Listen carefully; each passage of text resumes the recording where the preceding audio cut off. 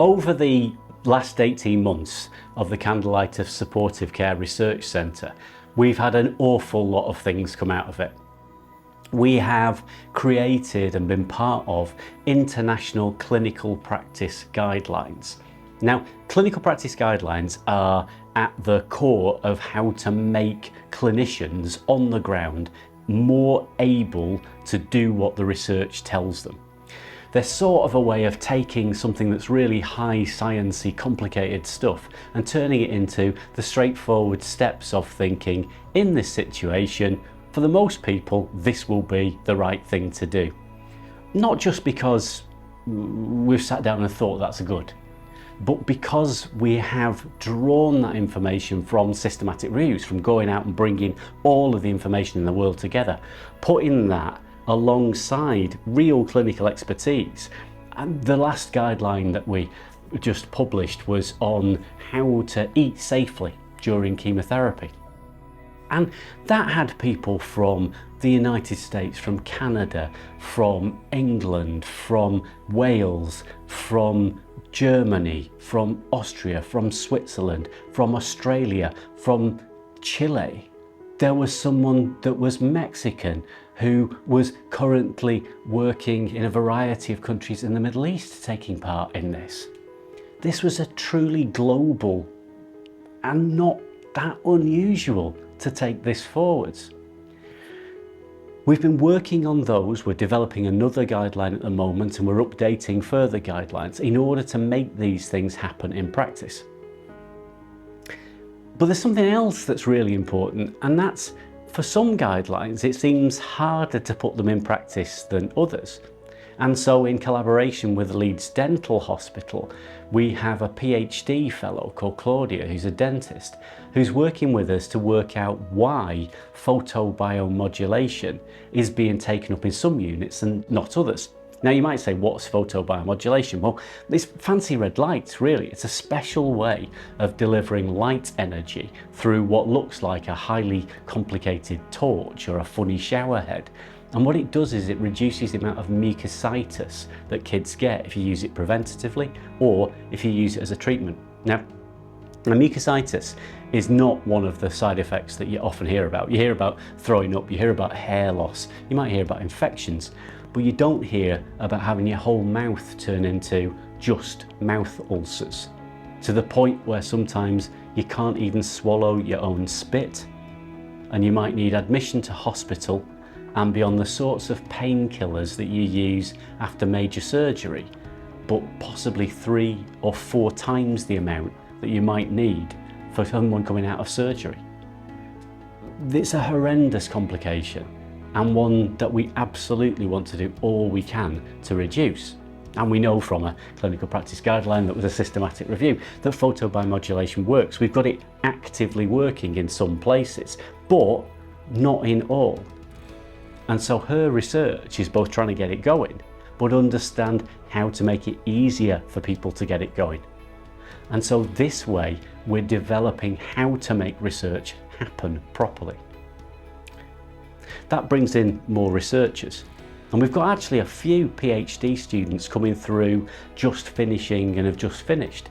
So one of our first PhD students has undertaken work on retinoblastoma, which is eye cancer that you get often as a baby. But what's the effect of that when you're a teenager? How does it affect your life then?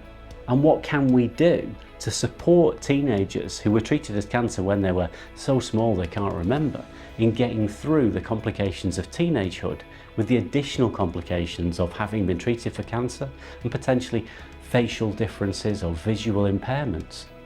Another PhD has used some incredibly fancy statistics to try to get the best we can out of adult trials so that we don't have to do as many trials in children in order to stop people from throwing up and feeling very sick. Her work, not only has it done a load of fancy stats, but her work has brought in children and young people and parents into how to do this. Statisticians are not well known for engaging with the public in ways that they understand, but she's done this as part of her PhD, and the Statistical Society of the UK has asked her to come and talk about how she did it to improve the way that that's done in other places as well, not just children's cancer. This is the sort of thing that having a research centre does, because it brings together people from outside different silos. And then when you bring them all together and you get to get ideas off each other, things just explode going forwards. We've looked at how to get that psychological support out and run programmes to do that in places.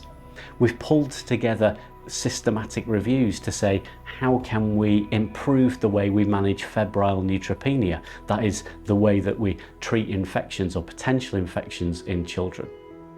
And we have a range of researchers that were working in the department and are now really pretty expert in children's cancer and pretty expert in bringing young people and parents into how to help us make that work and make that go forwards better.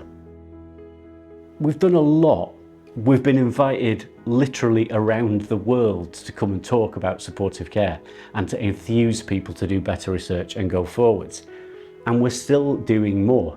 We're looking at getting new researchers on board, taking them forwards. We're looking at advancing the care of not just the easy versions of being sick by giving people medicines, but what about that sickness that you get because you're so worried about going in for chemotherapy? How can we make that better? Using some really innovative techniques, using arts-based methodologies and drawing together information on what you could do maybe with a smartphone, digital apps of distraction or semi-hypnosis from them. We're bringing together people from around the country and further who get in touch with us because we are the Candlelighters Supportive Care Research Centre and saying, are there any research opportunities? Can we take part in stuff? It's been brilliant seeing this explode over the last 18 months or so, and we want to carry on doing that. We want to make that go further forwards and have more trials and greater things as we go on into the future, so that we can carry on making infection treated better and get people out of hospital, carry on reducing mucositis and stopping it happening, carry on improving the way that we eat and nutrition, supporting people psychologically as they go through things, not just the kids but their families and then later on in life. Maybe even, how do we give chemo in the first place? Do we really have to bring them in hospital? Or can we just slap on a rucksack and get them out into the world so they can enjoy the parks and stuff while they're around the place? These are all things that we couldn't do if we didn't have the expertise in one place. That then means we can share bits of that knowledge across everything, really take it forwards. I mean, hopefully in the next few years, we'll be seeing trials in all sorts of stuff. We'll be getting people around the globe still collaborating, and we'll be maximising what we can do to improve the care of children and young people with cancer and their families in all of those things.